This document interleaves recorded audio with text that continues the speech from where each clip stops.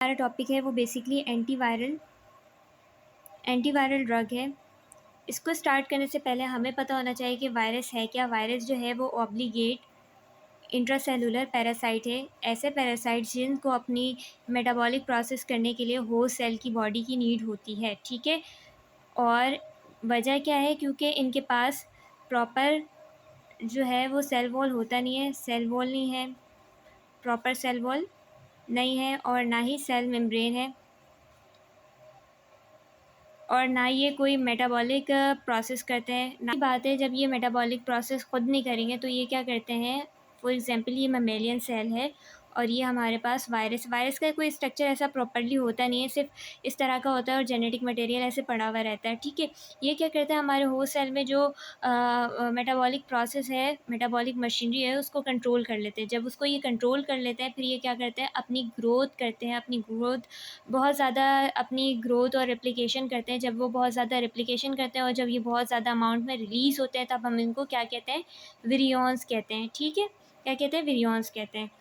अब जो बात है इम्पॉर्टेंट वो ये है कि इसकी जो ड्रग है वो बहुत सिलेक्टिव है। वजह क्या है, कॉम्प्लिकेशन कहाँ आती है, शुरू में हमें नहीं पता चलता कि ये वायरल इन्फेक्शन है, क्योंकि ये अपना कोई सिम्टम ऐसे शो नहीं करते। पहले ये हमारे बॉडी में आते हैं, फिर ये क्या करते हैं, पहले ये हमारे बॉडी में आते हैं, फिर ये क्या करते हैं, होस्ट जो मेटाबॉलिक मशीनरी है उसको कंट्रोल कर लेते हैं। जब वो कंट्रोल कर लेते हैं और बहुत सारी रिप्रोडक्शन या ग्रोथ अपनी कर लेते हैं या रिप्लिकेट कर लेते हैं, जब वो रिप्लिकेट होकर बाहर निकलते हैं ना, तब हमें पता चलता है कि हमें वायरल इन्फेक्शन हो गया है। शुरू में हमें बिल्कुल भी नहीं पता चलता है, तो इसी वजह कि इसकी जो ट्रीटमेंट है वो थोड़ी बहुत मुश्किल हो जाती है, ठीक है।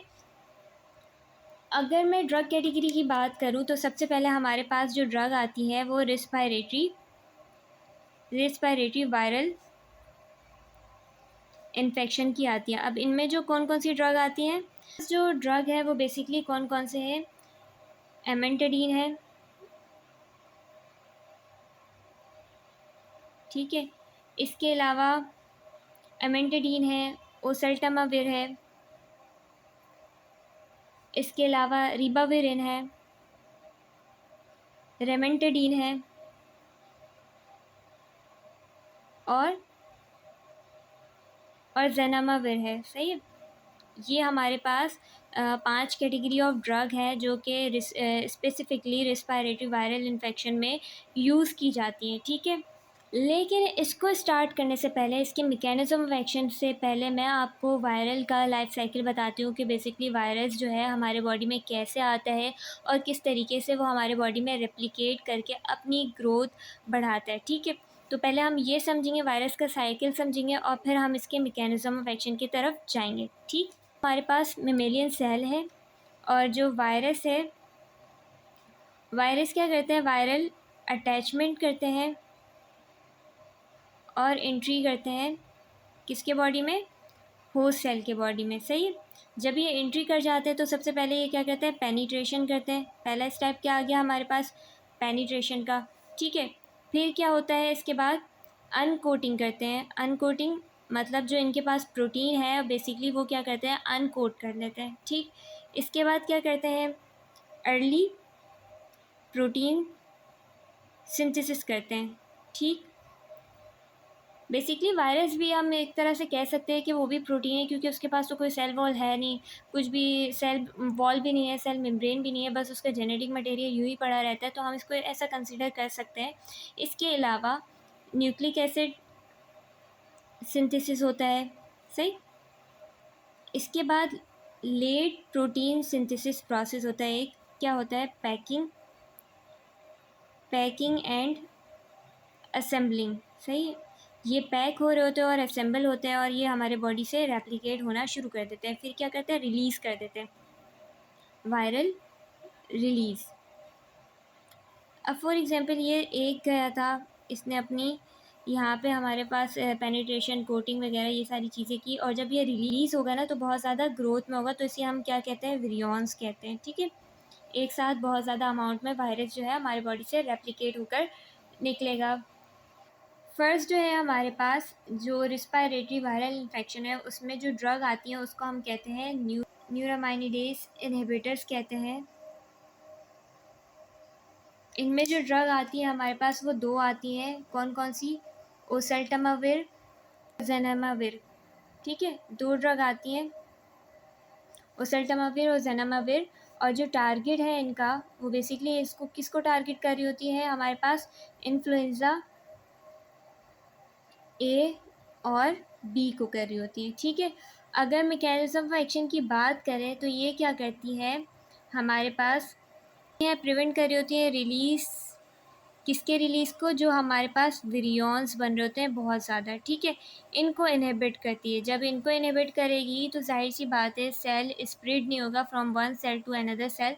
ये जो हमारे पास ये स्टेप है ना रिलीज़ ऑफ वायरस, यहाँ पे हमारी जो ड्रग है न्यूरोमाइनेडेज इनहिबिटर्स ये आके इनहिबिट कर देती है इस प्रोसेस को, और हमारे जो विरियॉन्स बन रहे थे उसको इनहिबिट कर देती है। जब ये बनेंगे नहीं तो जाहिर सी बात है स्प्रेड क्या होगा वायरस का, वो फैलना कम हो जाएगा सेल टू सेल, ठीक है।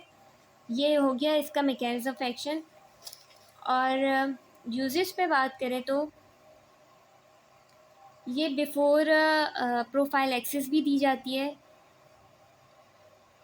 तो ओसेल्टामाविर की, तो ये हमारे पास ओरल फॉर्म में अवेलेबल है, ये हमारे पास ओरल फॉर्म में अवेलेबल है। और ज़नामाविर की बात करूँ तो ये इन्हेलेशन फॉर्म में अवेलेबल है, ओरली एक्टिव नहीं होती, इसीलिए इन्हेलेशन फॉर्म में इसको इन्हेलेशन फॉर्म में बनाया गया, ठीक है। और साइड इफ़ेक्ट पे बात करें तो जो हमारी ओसेल्टामाविर है वो क्या कराती है? जीआई अपसेट करा देगी, जीआई डिस्कम्फर्ट हो जाएगा, नोज़िया हो जाएगा, नोज़िया हो जाएगा। अगर मैं बात करूँ ज़नामाविर की तो ये हमारे पास रेस्पिरेटरी इरिटेशन करा देती हैं और ब्रोंकोस्पाज़म हो जाता है, ब्रोंको एस्पाज़म हो जाता है। और ये कॉन्ट्रा इंडिकेटेड है उन पेशेंट पे जिनको एस्थमा है या फिर क्रॉनिक ऑब्स्ट्रक्शन पल्मोनरी डिजीज़ है, यानी कि सीओपीडी है, ठीक है।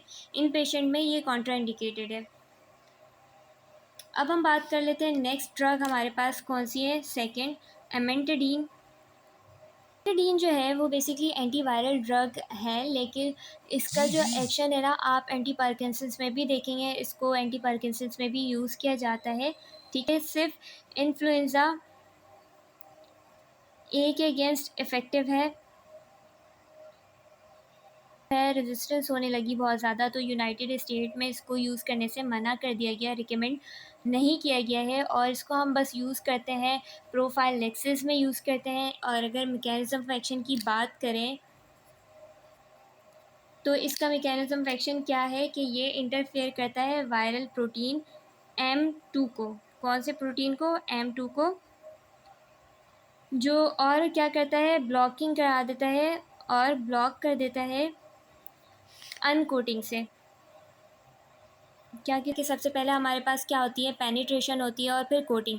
जब ये स्टेप ही यहाँ पे ब्लॉक हो जाएगा तो आगे का प्रोसेस होगा नहीं और प्रोटीन सिंथेसिस होंगे नहीं, और जो हमारे पास वायरस है वो रेप्लिकेट ही नहीं हो पाएगा। और यहाँ अब हमारे पास जो नेक्स्ट कैटेगरी है वो रिबाविरिन है।